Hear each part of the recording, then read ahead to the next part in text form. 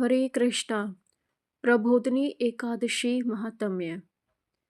भगवान श्री कृष्ण ने कहा, हे अर्जुन, मैं तुम्हें मुक्ति देने वाली कार्तिक मास के शुक्ल पक्ष की प्रबोधिनी एकादशी के संबंध में नारद और ब्रह्मा जी के बीच हुए वार्तालाप को सुनाता हूँ।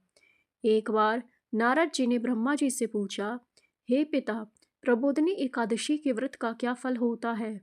आप कृपा करके मुझे यह सब विस्तार पूर्वक बताएं। ब्रह्मा जी बोले, हे पुत्र, जिस वस्तु का त्रिलोक में मिलना दुष्कर है, वह वस्तु भी कार्तिक मास के शुक्ल पक्ष की प्रबोधिनी एकादशी के व्रत से मिल जाती है। इस व्रत के प्रभाव से पूर्व जन्म के किए हुए अनेक बुरे कर्म क्षण भर में नष्ट हो जाते हैं। हे पुत्र, जो मनुष्य श्रद्धा पूर्वक इस दिन थोड़ा भी पुण्य करते हैं, उनका वह पुण्य पर्वत के समान अटल हो जाता है। उनके पितृ विष्णु लोक में जाते हैं। ब्रह्म हत्या आदि महान पापी भी प्रबोधिनी एकादशी के दिन रात्रि को जागरण करने से नष्ट हो जाते हैं।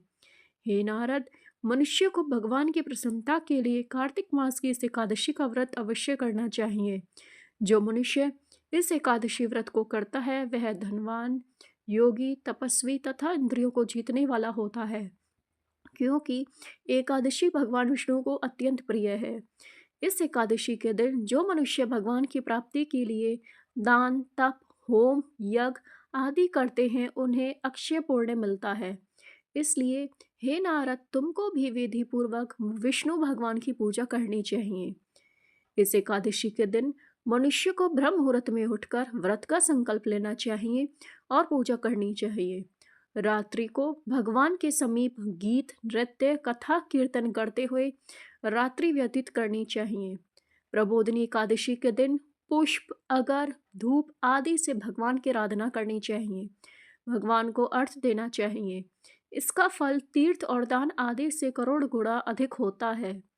जो गुलाब के पुष्प से, बकुल और अशोक के फूलों से, सफ़ेद और लाल कनेर के फूलों से, दुर्वा दल से, शमी पत्र से, चंपक पुष्प से भगवान विष्णु की पूजा करते हैं, वे आवागमन के चक्र से छूट जाते हैं।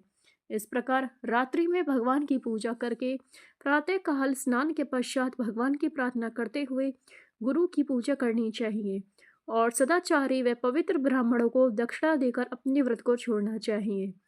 जो मनुष्य चातुर्मास व्रत में किसी वस्तु को त्याग देते हैं, उन्हें इस दिन से पुनः ग्रहण करनी चाहिए। जो मनुष्य प्रबोधिनी एकादशी के दिन विधि पूर्वक व्रत करते हैं, उन्हें अनंत सुख मिलता है और अंत में स्वर्ग को जाते हैं। धन्यवाद। प्रबोधिनी एकादशी महामहोत्सव की जय।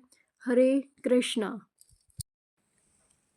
Thanks for watching this video. Please like, share and subscribe my channel.